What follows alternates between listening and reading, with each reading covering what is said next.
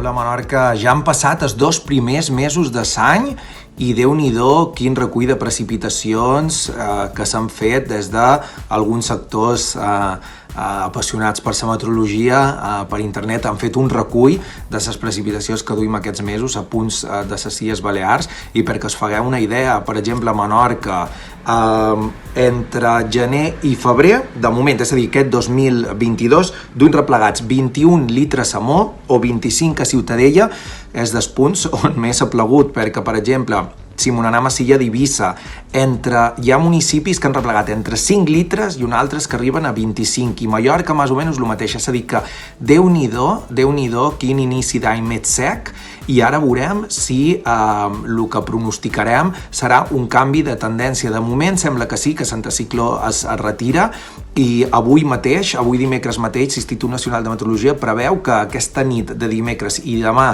de matinada de dijous podria haver qualque ruixat o qualque tempesta. No és que s'esperin fenòmens molt importants, però podria haver aquesta precipitació. I demà dijous, com us deia, a la matinada podria haver aquestes precipitacions, i demà quedaria un dia variable. Podria ser que s'escapés qualque ruixat, però en principi després del dia tindria que fer més sol. Al vespre es tornaria a tapar, i els vents demà bufarien fluixos de sur. Temperatures de 7 de màxima, Déu-n'hi-do, i 7 de mínima. I divendres sembla que s'espera un canvi important de temps, i és que se formaria una baixa mediterrània, una borrasca, però que afectaria més que res en el sur de les Balears, Comunitat Valenciana, puestos que també necessiten molta d'aigua. Menorca quedaria un poquet al marge.